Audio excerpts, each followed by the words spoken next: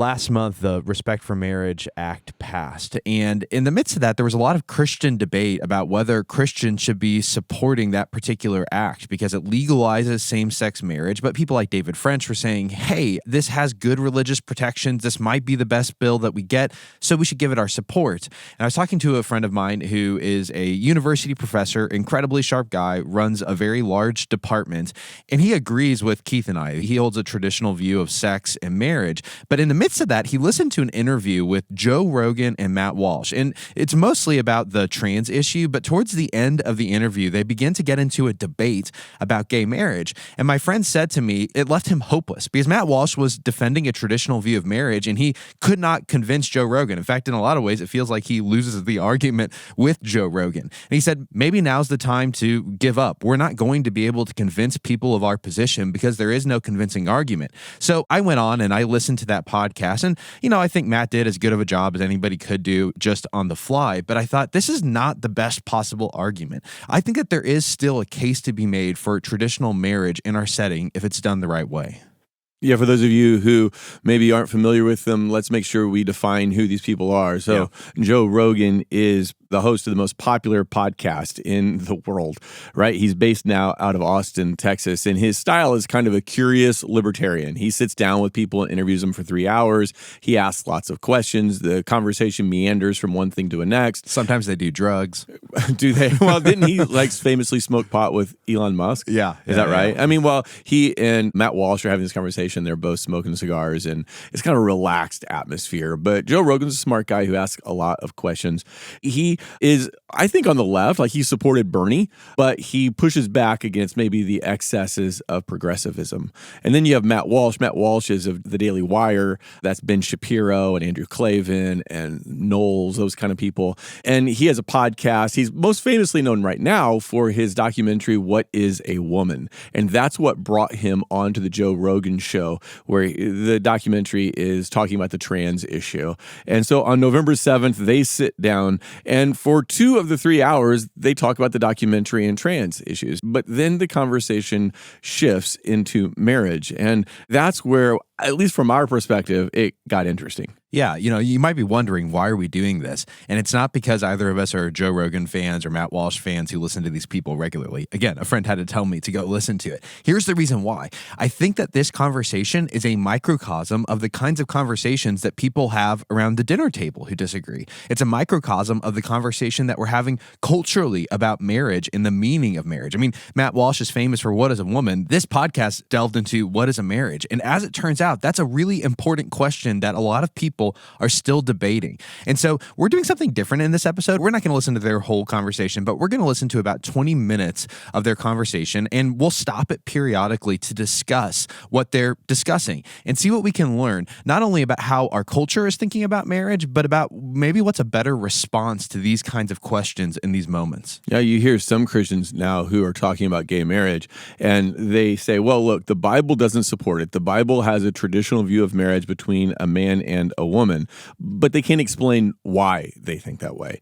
They just know the Bible says that. Now, my opinion is that those people eventually are going to embrace gay marriage. If you can't explain why you believe what you believe, the cultural pressure is going to become so great that you're just going to go along with it. Then you have other Christians who say, yes, I understand the Bible teaches that marriage is between a man and a woman, but I don't really care what other people do because their choices don't affect me. So what do I care if there's gay marriage? And I would call those people Joe Rogan Christians because ultimately that's kind of his philosophy, is what you do doesn't affect me at all, which of course we'll analyze in a little bit. But what I want to put in your head for just a moment here as we get started is there really are 2 definitions of marriage. And you need to listen for that here. How do they define marriage? What do they think the characteristics of a marriage are? What do they think the outcome of a marriage should be? Those 2 definitions are contradictory. They don't go together. And so you've got to figure out, what is marriage? What does a marriage mean? How do we define marriage? Because I think that our society is changing the definition of marriage. That's at the core of this argument. Yeah, and if I could add a second layer, it's not only what is the definition of marriage, what's the meaning of marriage, it's why does it matter? To whom does it matter? Is this just an individual matter that has implications for individual lives, or is this a social matter that we should consider more broadly? Okay, so let's dive in and hear a couple minutes from their discussion, and then we'll come back and unpack it. What about specifically about the marriage one? Well, do you believe that marriage, is marriage fundamentally a procreative male and female union or not? There's not really much of a compromise position there. There's not a compromise in gay men that want to be married. They're in love and they want to formalize their bond so they could see their partner if there's a medical emergency or if there's a death where you assign assets to your loved ones. Well, that's not a compromise on the fundamental definition of marriage, because that's the question that lies underneath all of this. Well, marriage is a legal union between people who love each other, right? Isn't that what it is? And for what purpose? Like, why do we need a union? Why? Because they want it to be solidified. What? They want it to be carved in stone. They want to say, this is not just a person that I love. This is my life partner. Right, but why, as a society, why do we need to solidify or make official a union between people who love each other? Like, if you're with someone you love them, then why isn't that? Like, why do we? What purpose does marriage actually serve in society? What is it doing for society? But it's not necessarily for society. It's for the individual's comfort. If two people decide to stay together and have children and don't ever get married, that's okay too. I mean, we don't have a law against that. So if two people decide that they want to be joined in union and they want it to be legal, they want to really commit. I'm committing so hard, I'm going to bring lawyers involved and we're going to sign papers and we're going to go over the terms of this. Mm-hmm. But I don't think it is just personal. It is a public. It is also a public institution. Sure, that's what we're talking about. You want the public to recognize this. If it was just personal, then we wouldn't even be having the conversation, because people are loving whoever they're loving, and that's it. There's no way to control that, and it is what it is. But what if any negative aspects would there be to people doing that if they're gay? Well, the issue is that,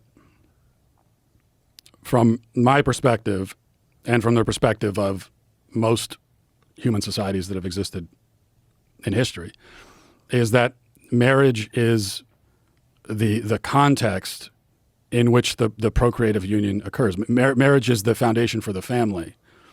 It's something that is reserved for that, because the male-female union has this capacity to create life, whereas no other union has that capacity. And so it is a different kind of thing. And it makes sense to call it something different. It's like if human society were to collapse overnight and we all woke up with an amnesia and didn't remember anything about what happened before, and we're rebuilding society from scratch, and we look around and we see that, there are some couplings over here that have this weird habit of creating people, and there are other couplings where there are no people being created, we would probably call that something different. It's a different kind of thing. It's also more important to society. Like, society needs that. You're going to keep society going because you're creating people, and that's what marriage was. It was the context for that procreative union. Okay, let's start with Joe Rogan. He makes this point over again and again that marriage is a legal union between two people who love one another. And if you're listening to this, I just want you to ask yourself a question. Do you agree with that? Is that your definition of marriage? Is that the Bible's definition of marriage? Is that a historical definition of marriage? Because it's key to his argument. The other thing that he says again and again is that this is about individual happiness. This is about someone being able to choose to live their life with someone so that they can be happy with that person. And it's really just a sign of committing. I mean, he talks about, hey, we're going to get lawyers involved, which I actually kind of laughed at, because I'm like, well, maybe you do because you need a prenup. But you get lawyers involved at the end of a marriage, not at the beginning. But I'll let that one slide. We're going to keep circling back around some of the topics that were brought up at the beginning of this conversation. And one thing to notice is that Joe Rogan says marriage is a private good. It's just between two people. And Matt Walsh keeps pushing back against that and saying, no, it's not just a private good. It's also a public good. In other words, marriage benefits society. That's why it gets a certain status, certain legal protection, certain benefits, because it's within a marriage that human beings are created. created. Men and women create human beings, and that is the best place for those little kids to be raised. So, therefore, society has an invested interest in protecting marriages. Well, and this actually gets to the heart of the question. Why should a government take any role in legalizing or formalizing a marital relationship? I mean, there's lots of relationships that we enter into for personal happiness or expression, which is what Joe Rogan says it's all about. It's about me expressing my love. It's about my personal happiness. But we don't feel the need to formalize them legally. Like, you don't need to go get a therapy certificate to announce that you're going to a therapist for your own personal happiness. You don't need a friendship certificate to communicate to the world that you are my best friend and there is no one else like you. In today's age, you don't even need a certificate to have sex with someone. I mean, there's a very, very important union that you're making with someone, a very important decision, but we don't formalize that expression, even if you're doing it for personal happiness. So why is marriage the one place where my personal expression and my personal happiness should be formalized by the government? And I think that's Matt Walsh's point. Well, it's because it's a social good. It's not just individualistic.